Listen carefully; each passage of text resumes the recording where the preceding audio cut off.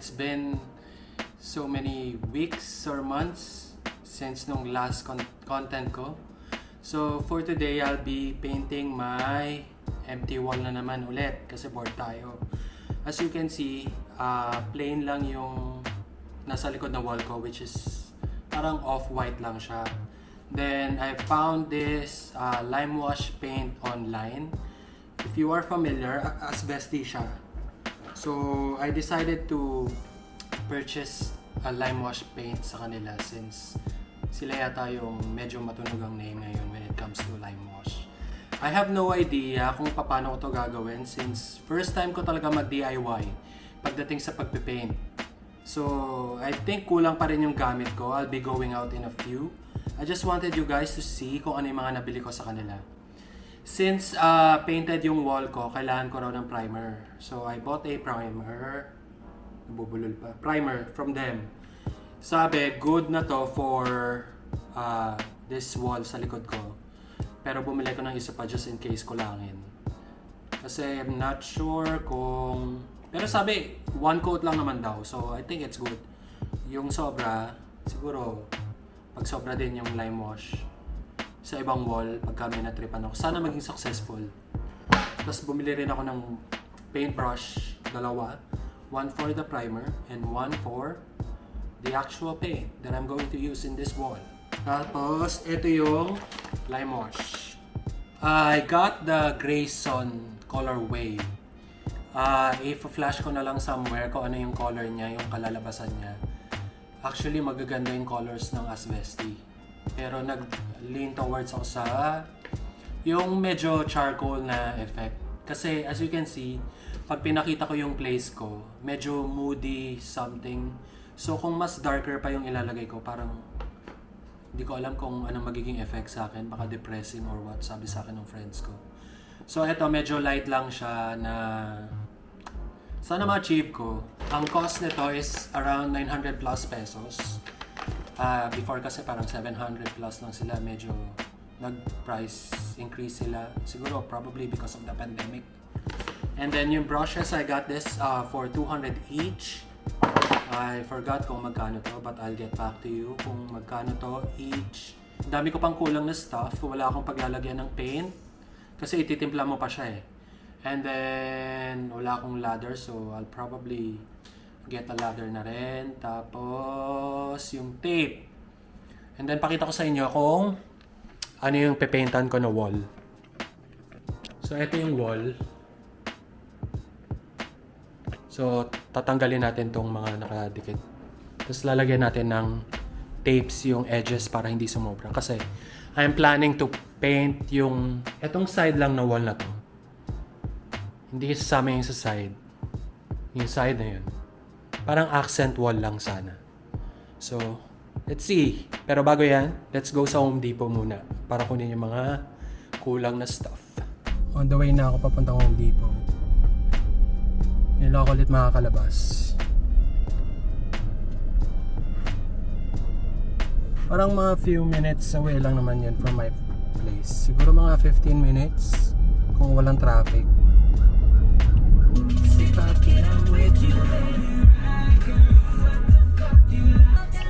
I go crazy.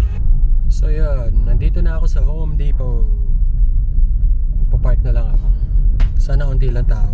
Actually, na-miss kong pumunta dito eh kasi nung nagpapagawa ako ng unit, halos everyday andito ako bumibili ng kung ano-ano.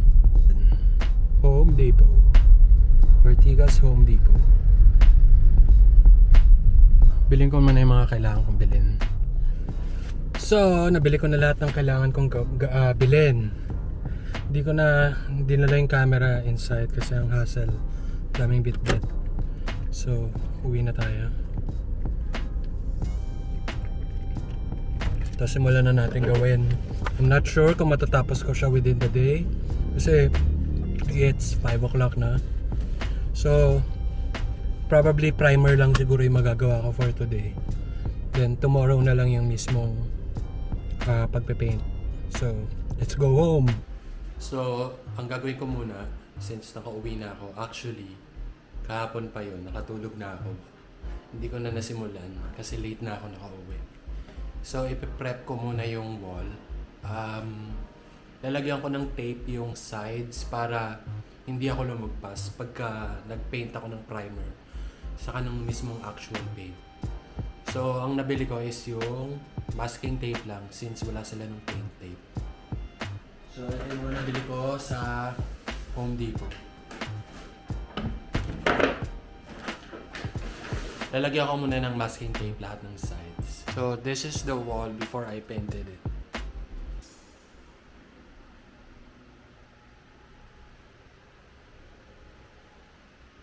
So, tapos ko nang ma-tape yung sides ng wall. Pwede ko na siyang pinturahan ng primer. Yung primer na binili ko is from Asvesti din. So, I'll start putting in the primer before I actually paint the wall using the Limewash paint. Para mas kumapit yung Limewash. Kasi indoor yung wall ko. So, kung hindi ko siya lalagyan ng primer tapos may existing paint siya, hindi siya kakapit.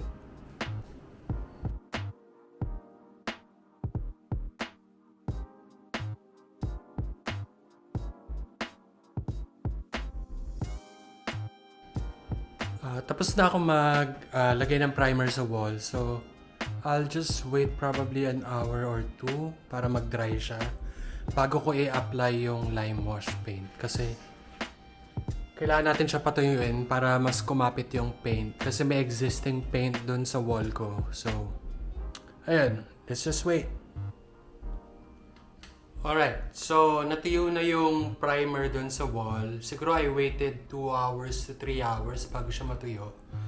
And then, pwede na ako mag-proceed into applying the Limewash paint.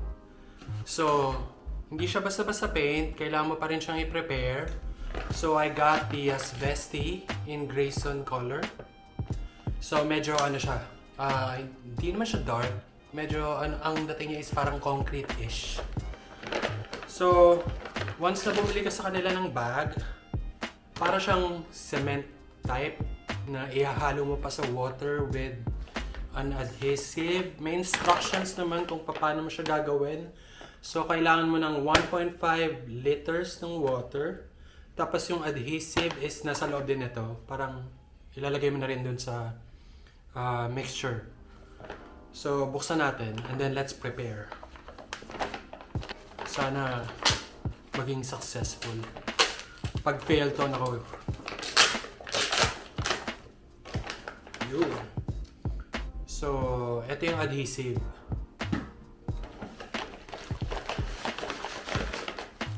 Tapos ito yung hook.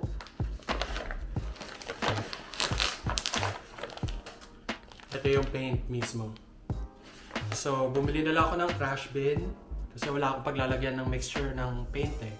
So, dito ko siya ilalagay. Iniisip ko nga kung ilalagay ko ba lahat or what kasi baka mamaya yung kalahati. Pero lagay na lang natin lahat just to make sure. Siguro ang gagawin kong coats, number of coats sa wall, siguro 2 to 3. I'll ask muna them if I can do 3 coats. Kasi baka mamaya sobrang darker na yung kalabasan niya as to what I'm expecting. So, first thing that we need to do is to add the water. So, 1.5 liters dapat. And itong flask ko is around 1 liter lang. So, I'll probably add 1.5. So, water. Tapos, yung water. Then, mix natin yung paint.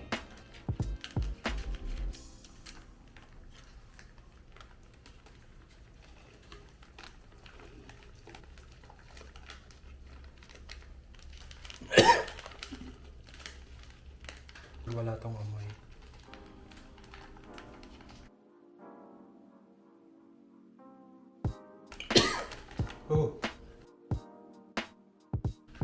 Oh shit. Dapat pala adhesive muna according to the instructions, pero nahalo ko na yung ano. Siguro isabay na lang natin. So, ito yung adhesive.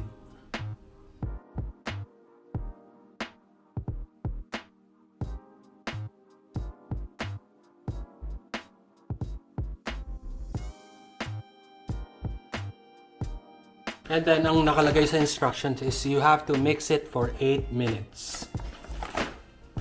So, wala akong pang mix. I got this disposable chopsticks na lang. And then, let's mix it.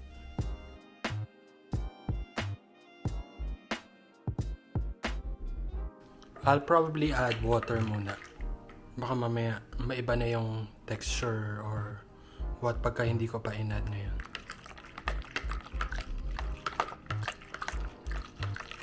I'm not sure kung mag-thicken pa yung ano niya. Pero parang watery siya, oh. So wait, antayin natin mamaya kung magiging thick pa siya. Ayun, na-mix ko na siya. And I'll start painting the wall. So, I'll probably start dun sa pinakataas, pababa. Pero ang stroke na gagawin ko is pa-cross. So, no specific stroke. Kasi gusto ko ma-achieve yung parang cloudy effect. Sana lang di talaga ako mag-fail.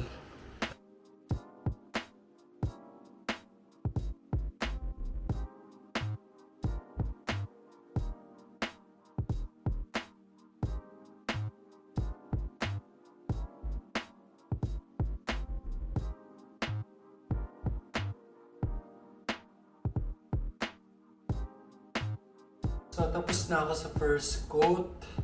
As you can see, hindi mo pa siya ma-appreciate kasi first coat pa lang siya. So, parang marami pang patches. Siguro ang gagawin ko mga 2 to 3 pa. Overall, mga 3 coats siguro or 4. Depende. Gusto ko kasi mag-even out talaga. Kasi as you can see, merong mga drips. So, yun yung tatanggalin ko mamaya. So, baka dagdagan ko na lang yung coats. Eh, mukhang madami naman yung paint. Enough naman siya for that. So, patutuyin ko muna to and then let's add the second coat. So, siguro mga third coat na ako for this one. Nakikita ko naman yung output. Ganda naman siya. So, mukha siyang concrete. Pero nakakapagod. So far, siguro ubusin ko na lang yung lahat ng paint para mas maganda yung kalalabasan niya. Kasi habang nagdadagdag ka ng coat, mas gumaganda siya eh. As compared to kanina, hindi ko siya ma-appreciate kanina. Pero ngayon, mas okay na siya as compared talaga kanina. So, ubusin ko talaga lahat ng paint. I-apply ko. Kung ilang coat yan, I don't care. Basta ubusin ko siya kasi mas maganda siya pagka mas maraming coat. So, yo!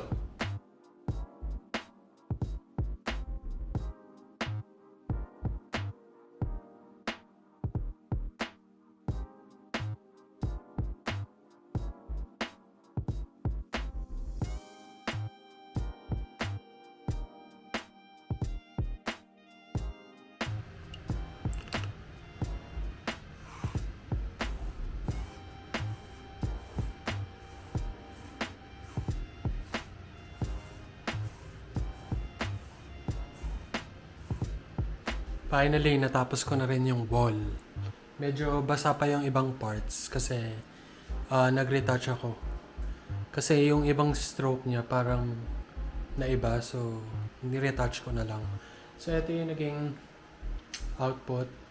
Hindi mo pa siya ma-appreciate kasi basa pa yung ibang parts. Pero if you could check it, ayun no? Maganda naman. Sobrang gusto ko yung naging outcome nung Asvesti. Ang reklamo ko lang kasi ang hirap, lalo na pagka mga first coat. As in, para siyang watercolor feels na hindi siya ganun kakapit agad. Pero once na napatungan mo na siya, yung mga susunod na coat, sobrang dali na. And ang ginamit kong stroke is yung upwards yung ginamit ko, tas pa-cross. Para meron siyang effect na something na ganito. Cloudy or what. Pero yan yung naging outcome. Basta pa yung iba eh. If you guys are interested na mag-paint using Limewash, you can check Asvesti. Provide ko na lang yung Instagram or Facebook page nila if you're interested. Tapos, sobrang responsive nila if you have any questions or concerns. I hope you guys enjoyed this video. Kasi parang 2 days in the making yung ginugol ko dito sa content na to. So if you guys enjoyed it, please subscribe to this channel. And probably I'll do another project in this unit soon since I think bukas na yata yung IKEA or I can add to cart na. Pero mas gusto kong pumunta physically so that I can check the item. So I'll probably just see you in the next video. Thank you!